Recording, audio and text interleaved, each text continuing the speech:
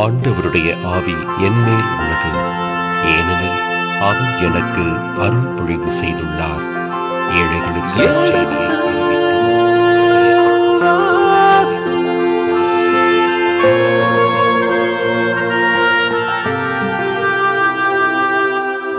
எடுத்து வாசி.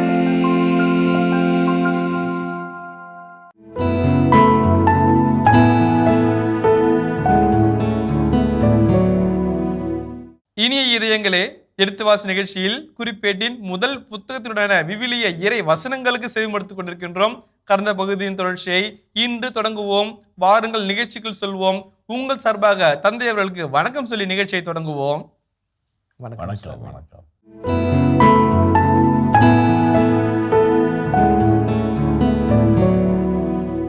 தந்தை அவர்களே, இதற்கு முன்பாக உடன்படிக்கை பேழையை கொண்டு வர தாவீது அரசனான உடனேயே உடன்படிக்கை பேழையை கொண்டு வர முயற்சி செய்தார். வரும் வழியில் தடங்கள் ஏற்பட்டது. வருத்தத்தோடு திரும்பினார்கள்.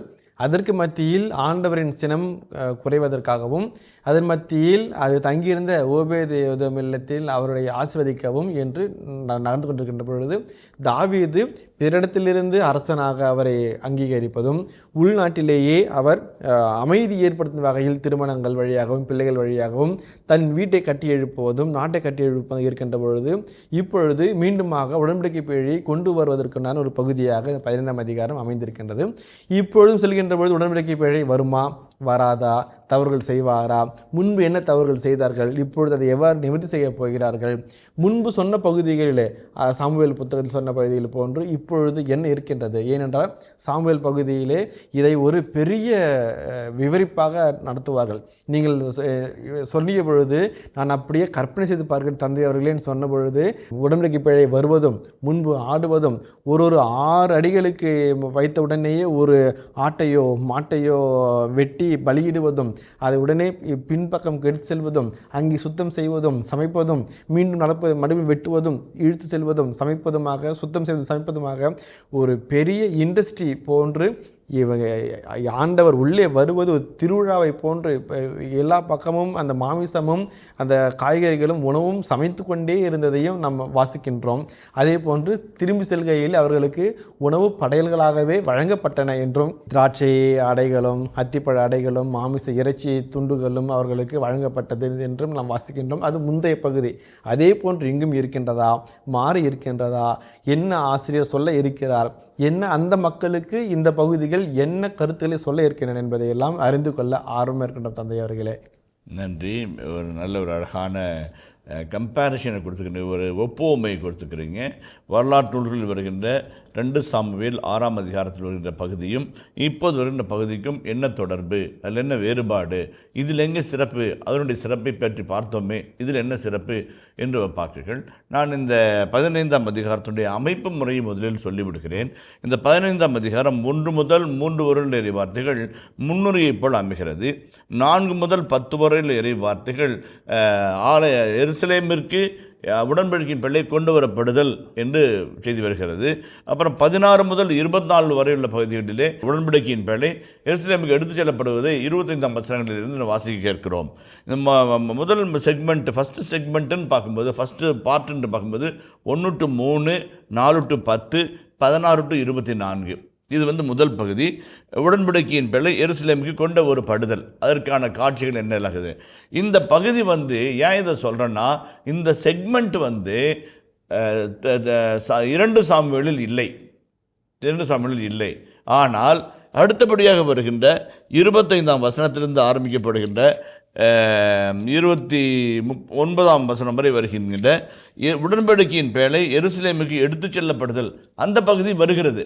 அது 2 சாமுவேல் 6, 12 22 வரையில வார்த்தைகளை கொண்ட வசனங்களின் சுருக்கமாக, அங்கே 12 22 வரைக்கும் வசனம் இருக்குது. 10 வசனத்தில் சொல்லப்படுகிற செய்தியை இங்கே சுருக்கமாக சொல்கிறாங்க, 3 வசனத்தில் சொல்கிறாங்க.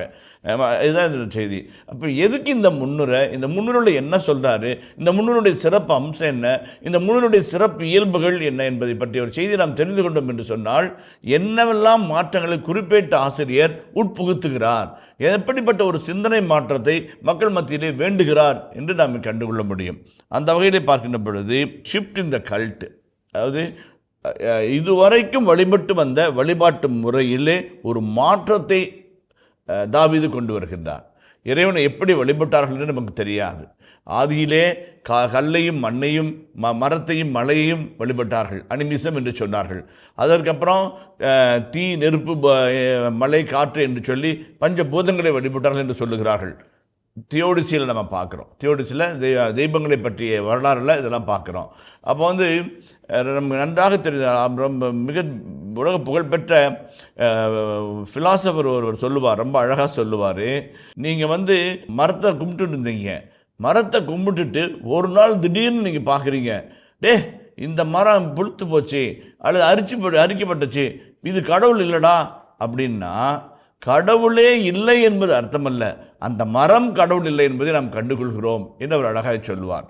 அப்படி சொல்லும்போது அந்த வகையிலே புதிதாக சிந்தனைகள் வருகிறது. எருசலேம் இஸ்ராயல் மக்களும் இறைவனை எல் ஷடாயாக பார்த்தார்கள், பவர்ஃபுல்லாக பார்த்தாங்க. எலோகிமாக பார்த்தார்கள், அதே மாதிரி எல்ரோயியாக பார்த்தார்கள். இந்த மாதிரி பல வகையிலே பார்த்து கொண்டே வந்தவர்கள். மலைகளின் கடவுள், பாலைவனத்தின் கடவுள், மேகங்களின் கடவுள் என்றெல்லாம் பார்த்து கொண்டு வந்தவர்கள் இப்பொழுது இந்த மன்னராட்சி காலத்திலே தாவீதினுடைய வருகைக்கு பிறகு இறைவனை எப்படி பார்க்கிறார்கள் அல்லது இறைவனுக்கு எப்படிப்பட்ட வழிபாட்டை அவர்கள் செலுத்துகிறார்கள் என்கின்ற ஒரு நியதியை இந்த முதல் பகுதியை அழகாய் சுட்டி காட்டுகின்றது. அதுவும் குறிப்பாக ஒரு மிக முக்கியமான ஒரு கருத்தோட்டத்தை இந்த பகுதியை தாங்கி நிற்கிறது என்று சொன்னால் அதில் மிக கிடையாது. ஏனென்றால் இதுவரைக்கும் எல்லாரும் ஆல் என்று வந்த நிலையை மாற்றி லேவியர் என்கின்ற ஒரு புதிய குழுவை தாவீது உருவாக்குகிறார். லேவியர் அவர்கள் மட்டும்தான் ஆண்டவருடைய பேழையை தூக்கிச் செல்ல வேண்டும், அவர்கள் மட்டும்தான் ஆண்டவருமாக இருந்து பாட வேண்டும், அவர்கள் மட்டும்தான் ஆலை துப்புரவு பணிகளில் ஈடுபட வேண்டும், அவர்கள் மட்டும்தான் பள்ளிகளுக்காக தயாரிப்புகளை நடத்த வேண்டும்.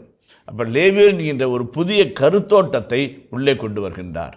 அந்த குருக்களுக்கு இணையாக, குருக்களுக்கு சமமாக செயல்படுகின்ற இந்த லேவியர் குலம் மிக முக்கியமானதாக மாறி போடுகிறது. அதையும் இந்த முதல் பகுதியில் நாம் பார்க்கிறோம். ரெண்டாவதாக வந்து இவங்க தான் ஆர்க்கு கேரி பண்ணி வருவாங்க அப்படின்னு சொல்லிட்டு, அப்போ ஆசிரியர் ஒரு அழகான ஒரு இறையியல் செய்தியை சொல்லுகிறார். முன்பு ஊசாவும் அவருடைய சகோதரரும் மாட்டு வண்டியை ஓட்டிக்கொண்டு உடன்படிக்கையின் பேழை எடுத்து வந்தார்கள். அப்பொழுது மாடு இடரவே ஊசா உடன்படிக்கையின் பேழையை தொட்டார். அது ஆண்டவருக்கு சிரத்தை உண்டாக்கியது.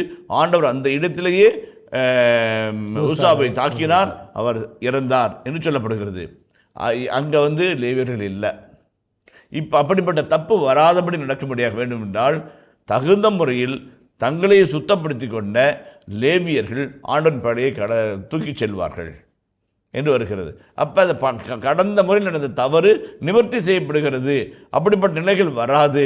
இனி புதிய வாழ்வு, புதிய நியதி, புதிய வரைமுறை சட்டம், புதிய திருவழிபாட்டு கொண்டாட்டம் என்று இந்த பகுதியில் சுட்டி காட்டுகிறது. அதில் இந்த உதாரணத்துக்கு என்ன வாசிப்போமே. தாவீதின் நகரில் அவர் தமக்கு வீடுகளை கட்டினார், கடவுளின் பேழைக்கென ஒரு இடத்தை ஏற்பாடு செய்து அதற்கென ஒரு கூடாரத்தையும் அமைத்தார். தாவீதின் நகர், அவர் வென்ற நகர். முதலாக உள்ளே நுழைந்து யோவாவுக்கு படைத்தளபதி பதவியை தந்து வென்று சாதித்து தன் பெயரால் ஒரு நகரை கட்டி எழுப்பி தாவீதின் நகர் என்று சொன்னார். அது தலைநகராகவும் மாறியது. அந்த நகரத்திலே தனக்கென்று ஒரு வீட்டை கட்டி கொண்டார். தனக்கென்று வீட்டை கட்டி கொண்ட அவர் தனித்திருக்கவில்லை, மாறாக ஆண்டவருக்கென்று ஒரு கூடாரத்தை அமைப்போம். ஆண்டவர் கூடாரங்களின் ஆண்டவர் பாலைவனத்திலே கூடாரத்திலே இருந்தார். பாலைவனத்திலே மக்களோடு மக்களாக இருந்தார். அந்த ஆண்டவர் இங்கே கொண்டு வருவோம் என்று ஆண்டவருக்கு என்ற கூடாரத்தை அமைக்கிறார். மிக அழகான ஒரு செய்தியாக வருகிறது. தொடர்ந்து வாசிப்போமே. பின்னர் தாவீது கடவுளின் பேழையை சுமக்கவும் என்றென்றும் அவருக்கு பணிவிடை செய்யவும் ஆண்டவர் தேர்ந்து கொண்ட லேவியர் தவிர வேறு எவரும் கடவுளின் பேழையை சுமக்கலாகாது என்றார். எல்லாம் பாருங்க, நான் சொன்ன கருத்து அழகாக வருது. கடவுளின் பேழையை சுமக்கவும் அவருக்கு என்றென்றும் பணிவிடை செய்யவும் யார்? ஆண்டவரே தேர்ந்து கொண்ட லேவியர்களை தவிர வேறு யாரும் அந்த வேலை செய்யக்கூடாது. அழகான ஒரு சட்டவியல் அங்கே சட்டம் இயற்றப்படுகிறது. அங்கே ஒரு குளம் உருவாகிறது, ஒரு திருவழிபாட்டு கூட்டம் அங்கே உருவாகிறது. அடுத்து வாசிப்போமே. ஆண்டவரின் பேழைக்கென தாம் ஏற்பாடு செய்திருந்த இடத்துக்கு அதை கொண்டு வரும்படி தாவீது இஸ்ரேல் அனைவரையும் எருசலேமில் ஒன்று திரட்டினார். பாருங்கள், ரொம்ப அழகான செய்தி. உதாரணத்துக்கு ரொம்ப அழகாக நம்ம செய்யலாங்க. ஒன்று வந்து தனித்து நின்று ஜெயிக்கலாம், ஒரே அடி தான், சிங்கம் போல், சிங்கிளாக தான் வரும் அப்படின்ற மாதிரி நம்ம பேசலாம். ஆனால் தாவீது அப்படி இல்லை, நல்ல தலைவன், நேர்மையான தலைவன். எல்லோருமா சேர்ந்து ஆண்டுடைய வேலையை கொண்டு வருவோம். லேபியர்கள் தூக்கி கொண்டு வராங்க, நம்ம எல்லாருமா கூட்டுருவோம். எல்லாம் நீங்கள் வெயிட் பண்ணிட்டுருங்க, நாங்கள் வரக்குள்ளே கைத்தட்டுங்க, பூ போடுங்க, நாங்களும் உள்ளே வரோம். ஒரு தலைவன்னா எப்படி இருக்கணும்? எல்லாரையும் அரவணைச்சி வரணும். எல்லாரும் எந்த பேதமும் இல்லாமல், பணக்காரன், படிக்காதவன், படித்தவன், ஏழை, பாலை, எந்த ஒரு பாகுபாடும் இல்லாமல் அனைவரையும் அரவணைத்து, அனைவருக்கும் நன்மை செய்து, அனைவருக்கும் பங்கு கொடுத்து, அனைவரையும் பங்கேற்க செய்து, அதுதான ஒரு தலைமைத்துவம். தாவீது அழகாக செய்கிறார். ஏற்கனவே இந்த கருத்தை நம்ம கண்டோம்.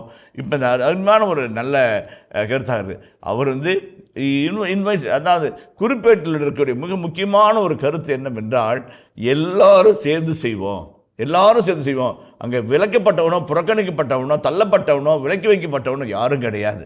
எல்லாரும் சேர்ந்து உடன்படிக்கையின் பிழை கொண்டு வருவோம். நம்ம எல்லாருமா தானே சேர்ந்து போய் ஏதோ வீட்டில் வச்சுட்டு வந்தோம், இப்போ கொண்டு வருவோம். ஆக தாவீது எல்லாருக்கும் செய்தி அனுப்புகிறார், எல்லாரையும் வரவழைக்கின்றார். அடுத்த வாசிப்போமே. அவ்வாறே தாவீது ஆரோனின் புதல்வரையும் லேவியரையும் ஒன்று கூட்டினார். அவர்கள் முறையே காகாத்தின் புதல்வருள் தலைவர் உரியேல், அவருடைய உறவின் முறையினர் 120 பேர்.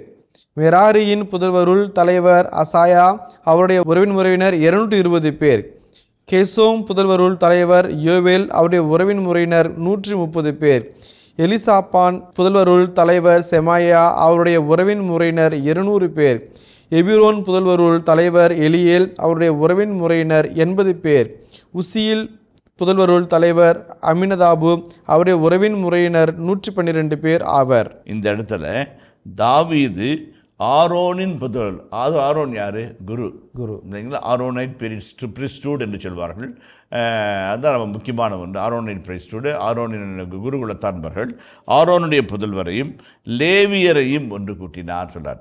இப்போ வந்து இந்த இடத்துல குருக்களாகிய சாதோக்கு, அபியாத்தர் ஆகியோரை, லேவியர் ஆகிய உரியேல், அசாயா, யோவேல், செமாயா, எலியேல், அமினதாப் ஆகியோரையும் வரவழைத்தார். அப்போ எல்லாரையும் லேவியரை வரவைக்கிறாரு, குருக்களை வரவழைக்கிறாரு, மக்களை வரவைக்கிறாரு, தன்னுடைய அரசவை மக்களை வரவைக்கிறாரு, எல்லாரும் சேர்ந்து நினைத்து கொண்டு போகிறார். இப்போ 12 வசனத்தை வாசிப்போமே. அவர் அவர்களை நோக்கி, லேவியரின் மூதாதையர் வீட்டு தலைவர்களே, ஆண்டவராகிய கடவுளின் பேழைக்கென நான் ஏற்பாடு செய்துள்ள இடத்திற்கு அதை கொண்டு வரும்படி நீங்களும் உங்கள் உறவின் முறையினரும் உங்களை தூய்மைப்படுத்திக் கொள்ளுங்கள். முன்பு ஒரு முறை நீங்கள் பேழை சுமக்காததால் நம் கடவுளாகிய ஆண்டவர் நமக்குள் அழிவு உண்டாக்கச் செய்தார். ஏனெனில் நாம் அவர் கட்டளைப்படி அதை தேடிச் செல்லாமற் போனோம் என்றார். பேழைக்கென ஏற்பாடு செய்த இடத்திற்கு அதை கொண்டு வரும்படி நீங்களும் உங்கள் உறவின் முறையினரும் உங்களை தூய்மைப்படுத்திக் கொள்ளுங்கள். லேவியர் 19:2 வாசிங்களேன். லேவியர் 19:2. நீ இஸ்ரேல் மக்களிடம் கூற வேண்டியது, நீங்கள் தூயவராய் இருங்கள், ஏனெனில் உங்கள் கடவுளாம் ஆண்டவராகிய நான் தூயவராய் இருக்கிறேன். தூய்மை என்பது பேசிக் ரெக்குயர்மெண்ட்டு. அல்டிமேட்டாக தூய்மையாக இருக்கணும், தூயவர்களாக இருக்கணும். எப்படிப்பட்ட தூய்மையாக இருக்குது? கடவுளை போல நாம் தூய்மையாக இருக்க வேண்டும் என்பது கடவுளுடைய வாக்கு. விடுதலை பயண நூல் 19:14-15. மோசே மலையை விட்டிறங்கி மக்களிடம் சென்றார், மக்களை தூய்மைப்படுத்தினார். அவர்களும் தங்கள் துணிகளை துவைத்து கொண்டார்கள். அவர் மக்களை நோக்கி, 3ஆம் நாளுக்காக தயாராக இருங்கள், எந்த பெண்ணையும் தொடாதிருங்கள் என்றார். தூய்மையாக இருங்கள் என்பதற்கு லேவியருடைய சட்டப்படியும் குருகுலத்தினுடைய சட்டப்படியும் 2 முக்கியமான காட்சிகள். ஒன்று உடல் தூய்மை, 2வது தன்னுடைய துணிகளெல்லாம் துவைச்சி கரைச்சி இது பண்ணி அழுக்கு இல்லாமல் சுத்தமாக தூய்மையாக இருக்கிறது. 2வது பெண்ணை நெருங்கக்கூடாது, விந்தை சிந்தக்கூடாது. தூய வாழ்க்கை, தூய்மையான அவயங்களை, தூய்மையான உறுப்புகளை கொண்டவர்களாய் நாம் காத்திருக்க வேண்டும். அதுதான் வந்து உண்மையான தயாரிப்பாக ஆண்டவருக்கு இருக்கிறதாக விடுதலை பயண நூல் 19:14-15 வசனம் சொல்கிறது. அந்த வசனம் தான் வசனம் சொல்கிறாரு. ஏன்னா இது ஏற்கனவே உங்களுக்கு தெரியும், விடுதலை பயணத்தை பற்றி தெரியும், அதனால் வந்து அது விளக்கம் சொல்லலை. ஆக உங்களை தூய்மைப்படுத்திக் கொள்ளுங்கள் என்று சொன்னார். 2வது இன்னொரு வசனம் பாருங்க. இந்த 1 குறிப்பிட்டு 13:10 வாசிங்களேன். ஆண்டவரின் சினம் ஊசாவுக்கு எதிராக கிளர்ந்தெழுந்தது. அவன் தன் கையை பேழையை நோக்கி நீட்டியதனால் அவர் அவனை சாகடித்தார். அவன் அங்கேயே கடவுள் திருமுன் இறந்தான். ஊசா உடன்படிக்கையின் பேழையை தொட்டதால் ஆண்டவனை சாகடித்தார். ஏன் சாகடித்தார் என்று பார்க்கும்போது, ஏனெனில் நாம் அவர் கட்டளைப்படி அதை தேடிச் செல்லாமல் போனோம். இப்போ உடன்படிக்கையின் பேழையை பிலிஸ்தர்கள் கைப்பற்றி விட்டு போன பிறகு நம்ம தேடி போகலை. சவுல் அதை தேடினார், இதை தேடினார், அப்படி தேடினார், இப்படி தேடினார். ஆனால் ஆணுடைய பேழையை தேடி போகவில்லை. ஆகவே நாம் இப்பொழுது அதை தேடி போகிறோம். அந்த தவறு, ஏற்கனவே நடந்த ஒரு தவறு நிகழாத வண்ணம் நாம் அந்த நிகழ்ச்சியை நலமாய் நடத்தி காட்டவன லேவியரை, ஆரோனின் குருக்களை அழைத்து வருவோம். அதான் அடுத்து. எனவே குருக்களும் லேவியரும் இஸ்ரேலின் கடவுளாகிய ஆண்டவரின் பேழையை கொண்டு வர தங்களை தூய்மைப்படுத்தி கொண்டார்கள். பின்பு மோசையின் கட்டளையாக தரப்பட்ட ஆண்டவரது வாக்கின்படி கடவுளின் பேழையை அதன் தண்டுகளால் தூக்கி லேவியர்கள் தங்கள் தோள் மேல் சுமந்து வந்தார்கள். ரொம்ப அழகான செய்தி. இப்போ தாவீது இன்ஸ்ட்ரக்ஷன்ஸ் எல்லாம் கொடுத்துட்டார். எக்ஸிக்யூஷன் நடக்குது, செயல்பாட்டு திறன் நடக்கிறது. அப்போ மோசேயின் கட்டளைப்படி, வாக்கின்படி நாம் எப்படி உடன்படிக்கையின் பேழையை செய்ய வேண்டுமோ அதை எப்படி செய்து வைத்திருக்கிறார்கள். அந்த உடன்படிக்கையின் பேழையை இப்படி தூக்கி வருவோம். அப்போ யார் தூக்கி வராங்க பாருங்கள்? லேவியர்கள். முன்னெடுத்துல யார் வந்தாங்க? 13ஆம் அதிகாரத்தில் மக்கள் வண்டியில் வச்சு தூக்கிட்டு வந்தாங்க இல்லைங்களா? இப்போ முறைப்படி, ஆண்டவரின் திருவுள்ளப்படி, ஆண்டவருக்கு விருப்பமானபடி அவர் துவந்து வருகிறார்கள். அதான் அந்த செய்தியை தான் ஆசிரியர் வெளிக்காட்ட விரும்புகிறார். 16ஆம் வசனத்தை வாசிப்போமே. லேவியன் தலைவர்கள் தங்கள் உறவின் முறையிலிருந்து தம்புரு, சுரமண்டலம், கைத்தாளம் ஆகிய கருவிகளை இசைத்து மகிழ்ச்சியில் எழுப்பக்கூடிய பாடகர்களை நியமிக்குமாறு தாவீது அவர்களுக்கு கட்டளையிட்டார். நல்ல காட்சி பாருங்க.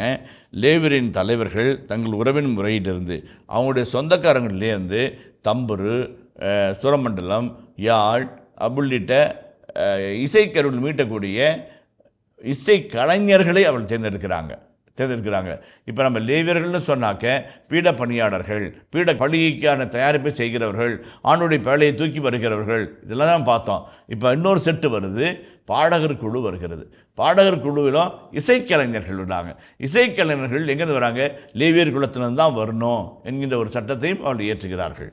எனவே அவர்கள் யோவேலின் மகன் ஏமானையும் அவருடைய உறவின் முறையினருள் பெராக்கியாவின் புதல்வர் ஆசாபையும் மெராரியின் மைந்தரான அவர்களுடைய உறவின் முறையினருள் கூசாவின் மகன் ஏத்தானையும் அவர்களோடு 2ஆம் நிலையில் அவர்களுடைய உறவின் முறையரான செக்கரியா, யாகாசியேல், செமிராமோத்து, எக்கியேல், உன்னி, எலியாபு, பெனாயா, மகசேயா, மத்தித்தியா, எலிப்பலேகு, மிக்னேயா ஆகியோரையும் வாயற்காவலரான ஒபேதேதோம், எயியேல் ஆகியோரையும் நியமித்தார்கள். இப்போ இசை கலைஞர்களை பற்றிய ஒரு அழகானது.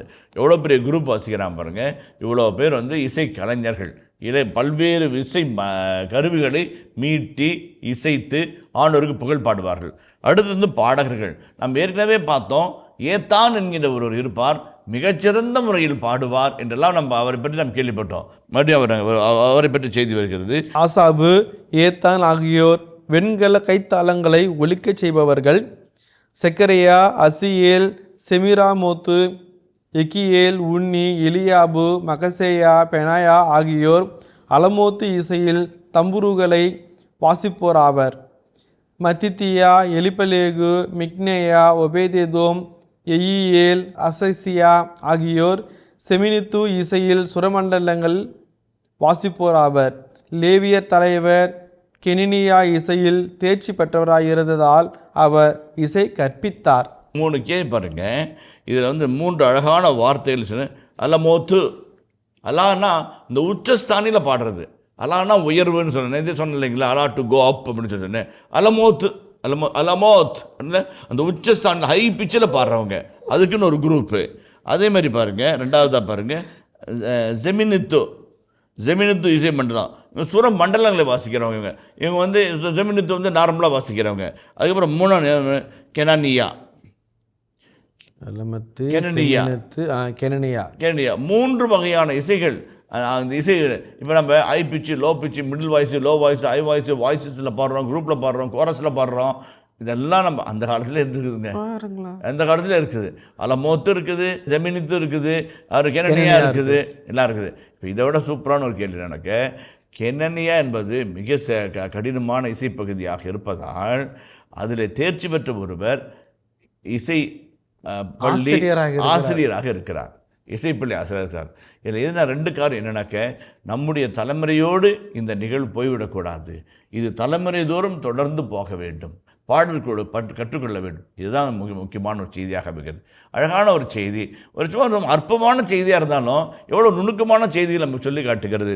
நான் திருப்பாடல் இசை பற்றிய குறிப்புகளை நம்முடைய தமிழக ஆயர் பேரவையினுடைய கையேடிலும் சரி, அல்லது அகில இந்திய அளவிலே பாடற்குழுவுக்கான இன்ஸ்ட்ரக்ஷன்ஸு அதில் நம்ம படித்தோம் அப்படின்னாக்க அவ்வளோ அழகான மிக அற்புதமான செய்திகள் நம்ம செய்திகளில் வருவோம். இந்த அலமோத்து, ஜெனித்து, அப்புறமேட்டு கெனனியா என்றெல்லாம் பார்க்கல. நம்ம 2 செய்திகள் அப்படி நம்ம சொல்லுவோம். அதாவது திருவள்ளிப்பாட்டில் இசை என்பது மிக முக்கியமான ஒன்று. இசை என்பது மிக முக்கியமான ஒன்று. அதிலும் குறிப்பாக ஞாயிற்றுக்கிழமைகளிலே அந்த பதிலுரை பாடல் பாடுகிற சகோதரியாம் அல்லது சகோதரனும் தக்க முறையை தயாரித்து இறை வார்த்தையை தெளிவாக உச்சரித்து அப்படியே ரொம்ப ஸ்டைலிஷாக இல்லாமல், ரொம்ப ஒரு புவர் ஷோவாக இல்லாமல், நல்ல இனிமையான இசையோடு அவர் பாடுகிறார் என்று சொன்னால், அந்த ஆலயத்தில் இருக்கிற அத்தனை பேரும் 300 பேரும் வாய் திறந்து பாடி ஆண்டவரை தோத்தரிப்பார்கள். அந்த பதிலுரை பாடலுக்கு அவ்வளோ மகிமை உண்டு, தனி மாட்சிமை உண்டு. பதிலை பாடும்போது ஏதோ தானோ என்ற நிலையிலே அல்லாமல், அக்கறை இல்லாமல், தயாரிப்பு இல்லாமல் வரவே கூடாது. ஆண்டவருக்கு செய்கின்ற துரோகம் அது, ஆண்டவருக்கு செய்கின்ற பாவம் அது. தக்க முறையில் தயாரித்து தகுந்த உள்ளார்ந்த பக்தி உணர்வோடு கூட அந்த இறை வார்த்தையை பாடலாக பாடி இனிமையான குரலிலே ஆண்டவருக்கு புகழ் சேர்க்கும் போது அவருடைய குடும்பம் ஆசி பெறும். அந்த வாரம் முழுவதும் அவர் எடுக்கின்ற முயற்சிகள் ஆசி பெறும் என்பது என் தாழ்மையான ஆசியுரை. இனிய இதயங்களே, எடுத்து வாசி நிகழ்ச்சியில் குறிப்பேட்டின் முதல் புத்தகத்துடனான விவிலிய இறை வசனங்களுக்கு செவிமடுத்துக் கொண்டிருக்கின்றோம். இதன் தொடர்ச்சியை மீண்டும் அடுத்த பகுதியில் தொடர்வோம். அதுவரை இணைந்திருங்கள். இயேசுவுக்கே புகழ், இயேசுவுக்கே நன்றி, மரியே வாழ்க. ஜெபமாலை ஜெபிப்பார்கள். தக்க தயாரிப்போடு அன்னையின் துணையோடு திருப்பலிக்கு தயாராவார்கள். இதெல்லாம் நம்ம புது கருத்து கிடையாது, சாதாரண பழைய கருத்து தான். நான் அதை மீண்டும் வலியுறுத்த விரும்புகிறேன்.